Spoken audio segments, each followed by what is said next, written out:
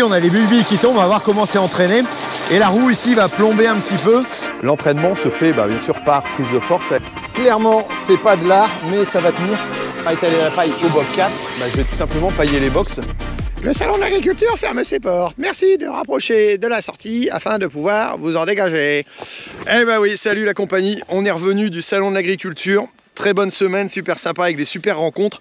Et là, on va parler tout simplement de plantation, tout simplement de bulbilles. Mais il n'y a pas de tracteur. Bon, où ils sont les copains? Bon, les copains, ils arrivent, ils ont refait un essai là. Et il y avait un petit souci technique.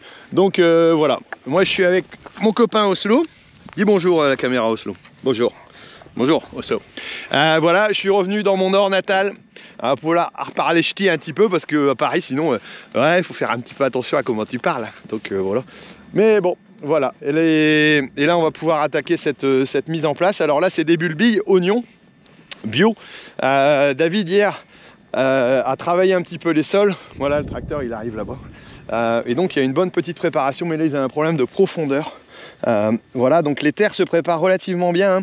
On est juste assez humide et on nous annonce de l'eau, beaucoup d'eau. Ce qui est très bien en même temps, voilà, mais on va essayer de planter ça juste avant et puis voir un coup le reste de la semaine ce que ça va donner. Allez, c'est parti.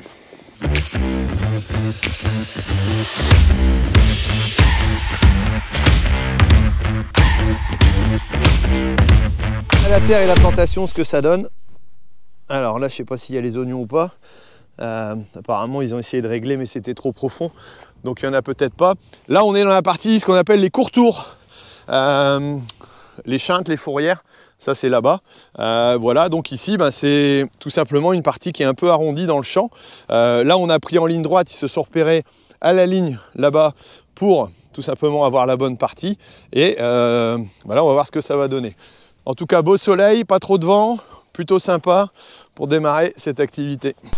Bon allez, densité sur 1 mètre, on va mesurer les 1 mètre. Là j'ai levé les 10 tout simplement pour éviter que ce soit... Voilà. Et Oslo, t'as pas le droit de bouger toi.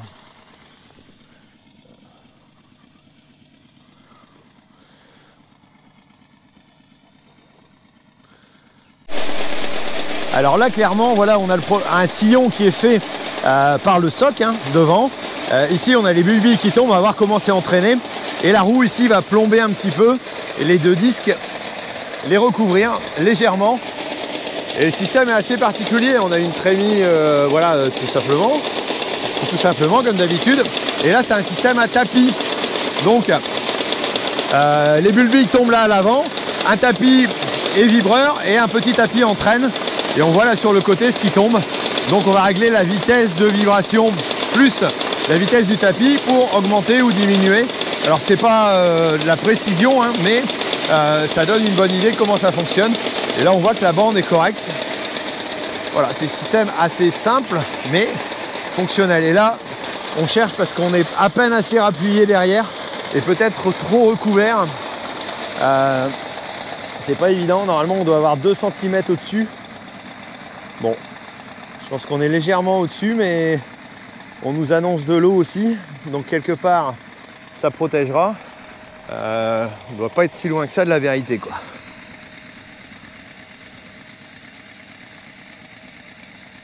Voilà, et là elles sont un peu rappuyées, ce qui est pas mal. Allez, on va continuer ça. Là j'ai levé encore une bande et on est pas mal. On voit que là la roue rappuie bien et donc met en pression avec le sol. Et donc les racines vont pouvoir prendre plus le recouvrement qui se fait derrière. Voilà, où on est un peu plus profond.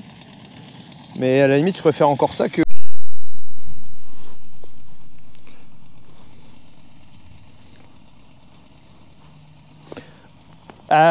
je suis en train de faire la partie de billes de mes rêves et tout simplement ça me casse. Bon, je sais pas si vous jouez aux billes quand vous étiez petit, mais moi je le faisais. Mais c'est pas à ça sert les bulbilles, hein.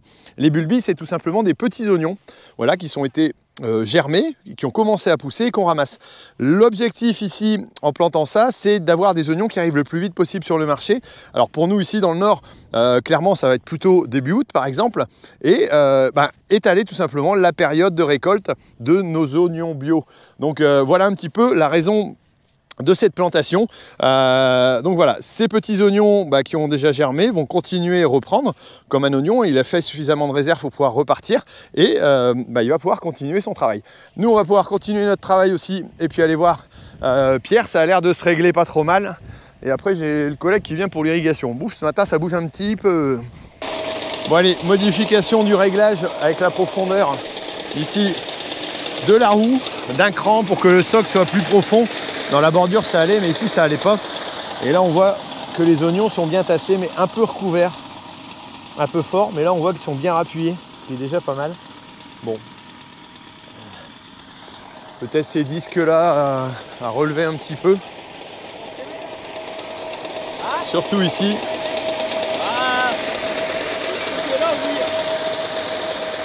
Où là clairement ils sont très rappuyés.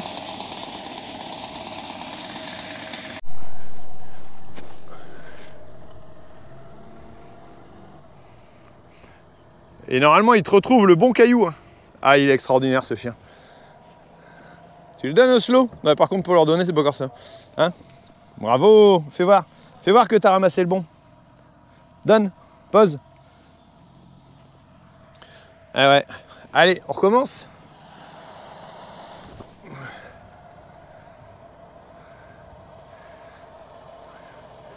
Ah, juste à côté, ouais, c'est ça. Bravo, gros.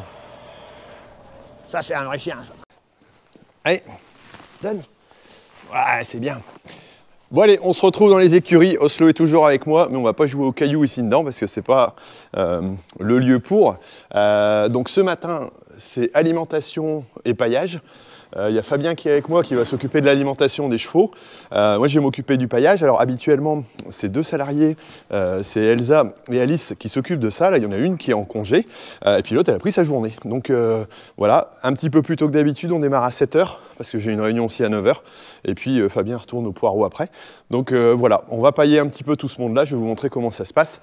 Et vous expliquer aussi ce qu'est d'avoir une écurie de propriétaire, les conditions, parce qu'il y a Marco, agriculteur, qui m'a posé un petit peu la question, et je vais lui répondre aussi dans cette vidéo.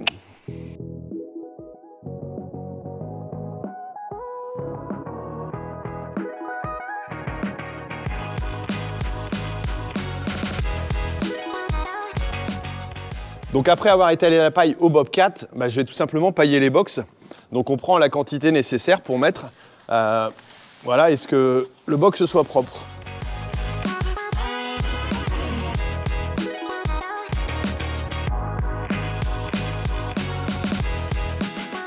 Alors, pendant que je suis en train de finir la grande, notre ami Fabien fait la 3. Ça va Fabien? Ça va. Impeccable. Et Oslo, il me lâche pas. Moi je vais attaquer la 2 parce que la 1, ah bah tiens on va aller faire un petit tour. On va vous montrer ce qu'ils sont en train de faire un peu l'équipe là entre deux des poireaux. Tout simplement refaire une belle peinture dans les petites écuries. Ça faisait un moment qu'on ne les avait pas fait. Hop. Tintin, tintin. Voilà. Là, on est en train de repeindre tous les murs. On a vidé. On profite qu'il y ait un peu de place. Voilà, que les chevaux soient à l'extérieur, étant donné qu'il y en a beaucoup qui sont arrivés en pâture. Je vous les ai déjà montrés. Mais voilà, au moins, ça permet de refaire un petit coup de neuf. Ça fait du bien de temps en temps. Allez, on paille celle-ci maintenant. Hein.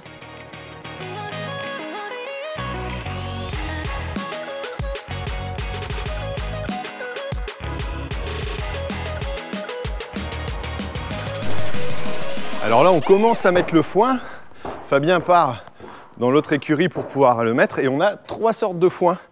Ce qu'on appelle du foin sec, même s'ils sont tous secs. Hein, mais c'est plutôt du foin d'herbe. On a du foin mixte luzerne et herbe, étant donné que je mets de la luzerne croisée avec de la fétuque élevée, fétuque des prés. Et puis la troisième coupe qui est plutôt en luzerne pure, étant donné que la luzerne pousse plus en fin de saison et l'herbe pousse moins. Donc voilà, on a un peu 3 qualités différentes selon la sensibilité des chevaux, selon la demande. Oslo, voilà. Et après maintenant, on va passer au balayage, mais je voulais vous dire un peu par rapport à l'organisation voilà, qu'on pouvait avoir, le fait d'avoir des chevaux. Parfois, certains me posent des questions, dont Marc-Antoine, en disant qu'est-ce que ça a comme conséquence, voilà, qu'est-ce que c'est. Alors, il faut bien savoir que les chevaux doivent être nourris matin, midi, soir. Tous les jours de la semaine, tous les jours de l'année. Donc ça veut dire que c'est une contrainte aussi, un peu comme un élevage. Et il faut ça il faut le prendre en compte parce que si on ne le prend pas en compte, bah, tout simplement, on se retrouve à un moment donné en disant bah, tiens, c'est astreignant. Et oui, ça l'est dans ce sens-là. Alors nous, on a pris le parti de prendre des personnes pour s'en occuper, mais c'est parce qu'on va voir dehors tout à l'heure, il y a du monde, il y a beaucoup de chevaux qui sont présents, on en a une centaine à peu près qui sont présents. Donc voilà, ça c'est important. Ensuite, bah, tout simplement, il faut des installations. Donc voilà, c'est plus ou moins nécessaire selon l'évolution. Au début, on dit on va faire simple, mais la demande des propriétaires est toujours là. Et puis après, il faut être quelque part dans la communication avec les propriétaires aussi. C'est là où c'est le plus compliqué. Moi, par moment, j'avoue que c'est complexe. Les propriétaires le savent.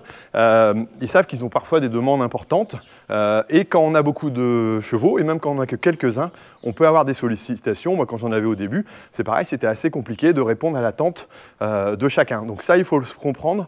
Et il faut aimer le dialogue et aimer avoir des gens chez soi aussi. Parce que forcément, bah, on n'est plus maître forcément de ce qu'on fait. Donc voilà, ça c'est une contrainte. Allez, on continue notre petit boulot. On va finir de balayer tout ça.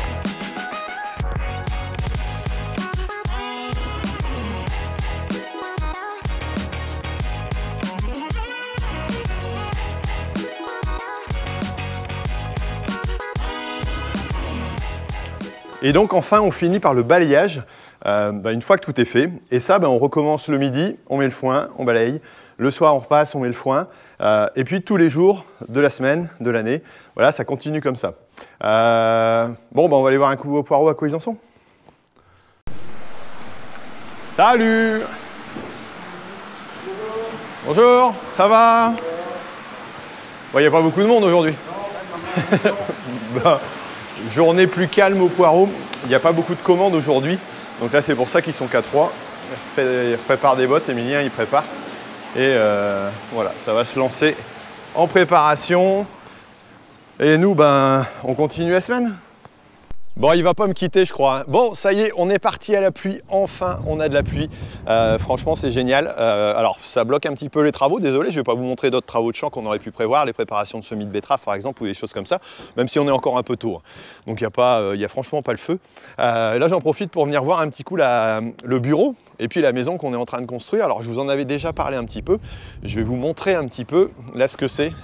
Bah oui, quand je vous dis GoPro en rad, c'est GoPro en rad. J'ai repris le téléphone, donc c'est pour ça que vous n'avez peut-être pas le même son et la même image.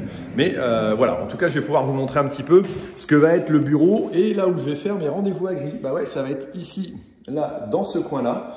Voilà, moi je vais me faire un petit bureau, on a prévu une petite salle sanitaire bien entendu. Et puis il y aura de la place pour pouvoir mettre Guillaume qui va me donner un petit coup de main aussi, et puis Laetitia, voilà, entre deux quand ils seront ici sur l'activité. Et moi j'ai vu sur mes terris de chez moi, voilà, vous connaissez les terris, voilà c'est là. Voilà, c'est ce que je tenais absolument. Bon, on a de la chance de pouvoir le faire, c'est un petit plaisir. Voilà un petit peu, je vous montrerai un peu l'avancement des travaux là-dedans et puis l'équipement. On a prévu des petits trucs sympas, je pense que ça devrait être en tout cas un beau lieu de travail, je peux me le permettre et ça c'est vraiment génial, c'est intéressant. Et puis la construction de la maison avance aussi pas trop mal. D'ailleurs, c'est l'occasion de dire que on peut être agriculteur et puis être un petit peu écolo aussi, penser à l'environnement. Ici, on est en maison donc bioclimatique, quasiment passive. Donc voilà, ça c'est un élément que je tenais absolument à voir. Alors c'est du bois, c'est pas mal de choses. Je vous montrerai peut-être d'autres trucs un petit peu derrière, mais vous voyez un petit peu déjà par rapport au bureau, avec une bonne isolation, avec des bons trucs. Et d'ailleurs, tiens, si ça vous intéresse, je sais qu'en ce moment, il va y avoir des journées, des maisons passives. Alors renseignez-vous dans votre secteur, ça peut être sympa si vous devez construire, on ne sait jamais. Si vous avez une idée, allez voir ça parce que c'est un petit peu plus cher, mais dans le temps, c'est bien plus économique aussi. Et puis pour l'environnement, c'est top. Et d'ailleurs, nous, il va y en avoir une organisée ici par le constructeur. Je ne sais plus quand exactement. Ça doit être pas ce week-end prochain, mais le week-end d'après. Et si ça vous intéresse, écoutez, laissez-moi un petit message sur ma chaîne Thierry Agriculteur d'aujourd'hui, pardon, sur mon email thierry@agriculteurdaujourd'hui.com. Et puis, je vous dirai comment ça se passe si vous voulez. Voilà. Alors, pas les petits curieux qui veulent voir, mais ceux qui sont vraiment intéressés à découvrir ce qu'est une maison passive, et s'ils sont intéressés par une construction, ça peut être sympa.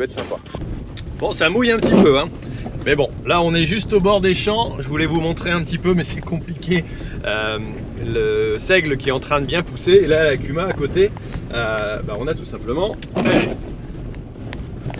les travaux qui sont en train d'être faits, là la dalle a été faite et là ils sont en train de faire une canalisation, donc c'est pour ça qu'ils nous ont pris ce petit coin là et nous on va aller voir à l'Akuma un petit peu le nouveau matériel qui peut être arrivé. Voilà, ça va être sympa. Et voilà notre dalle qu'on aura à nous plus tard. Et ça c'est plutôt du gagnant-gagnant, donc c'est plutôt sympa en termes d'organisation. Et là il y a du monde parce qu'on arrive tout simplement à l'assemblée générale de notre Kuma. Je vous explique ça et puis je vous montre un petit matos voilà, qui est arrivé. Voilà, alors je suis à l'Akuma tout simplement parce qu'on participe à l'Assemblée Générale et je fais un petit tour dehors. Voilà, l'Assemblée Générale se passe tous les ans hein, avec tous les adhérents, enfin, si possible, le maximum, pour faire les comptes, pour montrer un peu les chiffres, pour parler des résultats. Alors les résultats, c'est pas compliqué, hein. On prend le coût d'amortissement d'un matériel, on le divise plus tous les frais et on le divise par adhérent. Donc ça c'est le fonctionnement et on élit aussi les nouveaux administrateurs si c'est le cas, on discute de sujets. Voilà, il y a la présence aussi de la Fédération Régionale des Kuma pour nous accompagner sur ce sujet-là. Voilà un petit peu, je ne vais pas vous montrer la salle à l'intérieur, voilà, c'est pas ce qui est le plus intéressant, mais en tout cas ça fait partie des boulots aussi d'un agriculteur de participer. Moi je suis administrateur aussi, on avait la Kuma carotte ce matin, on a la Kuma Lavernois cet après-midi, je suis encore administrateur dans les deux. Et voilà, et c'est important de pouvoir s'engager de temps en temps dans des structures. C'est hyper enrichissant, pas financièrement, mais tout simplement pour comprendre le fonctionnement et puis l'appréhender et puis pouvoir avancer. Bon, là je vous montre tout simplement les nouveaux épandeurs qu'on a reçus, les deux. Donc voilà, il y a des systèmes de pesée qui sont situés à l'avant. Alors donc c'est des systèmes Roland, donc le modèle 6118. Alors si je me trompe, on doit être à l'équivalent de, alors je sais pas si c'est vraiment 18 tonnes, mais plutôt 18 mètres cubes. Là il faudrait que je vérifie. On a une bonne monte en pneumatique hein, et l'entraînement se fait bien sûr par prise de force avec un système automatisé de vitesse aussi d'entraînement qui permet de réguler l'avancement en fonction du poids. On a un système de trappe sur le côté, d'ailleurs là il y a des ficelles qui ont dû attacher, on a déjà un petit peu de choses abîmées, mais ça c'est pas évident. Donc un volet qui permet d'éviter d'aller mettre sur le chemin d'à côté ou sur la rue, ici c'est quand même important. Et on a des hérissons qui sont quand même hyper grands. Et là, en termes de répartition, c'est vrai que par rapport à ce qu'on avait avant, c'est plutôt pas mal. Et là, on a le même modèle ici. Hein. On a tout simplement celui-ci. Donc voilà, avec un entraînement. Alors l'entraînement hydraulique de la table à l'arrière, voilà, on a le moteur hydraulique sur la boîte de vitesse. On voit l'entraînement. Le volet, là, il est fermé. On voit comment il peut être si on le ferme tout simplement pour éviter de mettre sur la route. Et puis voilà, donc lui il n'est pas attelé, l'autre il est encore attelé. Alors, je ne sais pas s'ils ont servi là dernièrement, mais en tout cas, voilà, par rapport à l'utilisation, ce qui est bien, c'est qu'on a une dalle aussi et on peut donc tout simplement utiliser ça sur la dalle et nettoyer. Donc ça c'est quand même important. Voilà un petit peu. Bon écoutez, je vais peut-être vous laisser là pour le moment. Et on va voir sur quoi on va finir la vidéo en fonction de ce qu'on fait cette semaine. Et ben après la pluie, le beau temps, on a du temps plutôt correct. Là, Romain il a fini de débarrasser la cour. On vient de faire les fumiers. Je voulais pas montrer parce que ça fait une paire de fois que je vous le montre. On a remis les chevaux dans l'écurie numéro 1 et on a vidé la 2 pour qu'on puisse là aussi la nettoyer, la préparer. Et là je suis en train de préparer tout simplement un peu de soudure. Donc je vais ressouder cette barre ici qui est décollée. Bon ici on a des gros travaux à faire parce que ça a été défoncé, mais ça sera l'opération d'une prochaine fois. Et puis remettre la barre en montant là. Donc voilà, là j'ai bien nettoyé. Je vais préparer mon tuyau d'eau pour être en sécurité au niveau du... tout simplement, de ne pas risquer un incendie, hein, ça serait quand même embêtant. Donc là j'ai mon tuyau qui est juste à côté. C'est pratique d'avoir une douche juste là. Je vais vérifier que ça fonctionne bien. Normalement oui. C'est bon. Bon, ça fuit un peu mais ça marche. Et puis on va réparer ça. Donc là j'ai bien nettoyé tout ce qu'il y avait en dessous. Il y a un tuyau d'eau qui passe en dessous, c'est pour ça. L'alimentation en eau qui vient rejoindre les abreuvoirs ici. Et de l'autre côté, on a changé ce système-là qui était en sous-sol à l'époque pour le refaire en aérien. Voilà. Avec un circuit continu pour éviter les problèmes de gel, parce que ça c'est une grosse problématique, même si ça gèle moins qu'avant, on a quand même encore des soucis. Là on a eu une semaine de gel, ça a été compliqué. Donc voilà, allez, on va ressouder ça Par contre, je vais faire attention de ne pas vous montrer trop. J'ai peur de cramer mon truc de caméra. Mais bon, on va essayer de voir comment ça se passe. Déjà, redresser celui-là. Et puis c'est parti. En accéléré.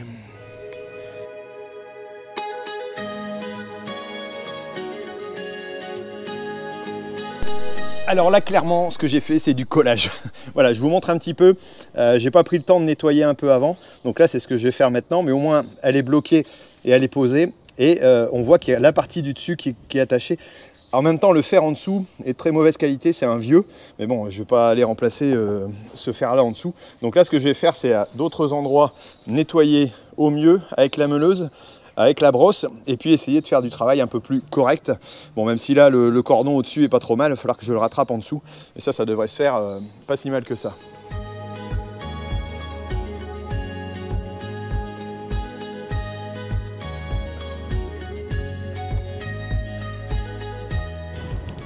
Alors clairement c'est pas de l'art, mais ça va tenir. Voilà, là j'ai fait plusieurs passes pour arriver à tenir sur la plaque ici. Bon, ici ça va pas bouger, de toute façon on va devoir refaire ça, donc je le refixerai ici. Ici c'est pareil, on voit que c'est pas extraordinaire, mais bon, ça tiendra pour le coup. Et là on va ranger un petit peu le matériel qui commence à être un peu désuet. Alors si ça vous intéresse de voir un peu si vous connaissez en soudure ou pas, et voir si j'arrive à trouver un pro ou essayer de montrer un petit peu ce que je sais faire, mettez-le moi si ça vous intéresse de voir comment on travaille ça. Mais je pense que je vais essayer de retravailler le sujet prochainement. Ça peut toujours être intéressant de savoir. Voilà, mettez-moi un petit commentaire là-dessus. Allez, on nettoie ça, puis on sécurise. Voilà, parce que je vais en mettre un coup d'eau pour éviter que, ici, s'il y a de la paillette, ça puisse prendre, parce que des feux qui couvrent, c'est dangereux, et ça, faut faire très attention.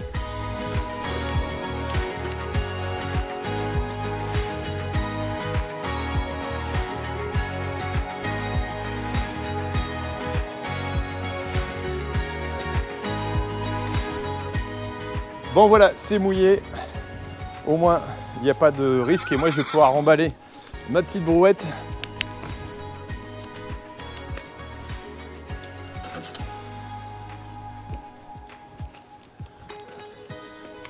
Bon bah écoutez, on va arriver à la fin de cette vidéo. Si vous avez apprécié, mettez-moi un petit j'aime, un petit pouce.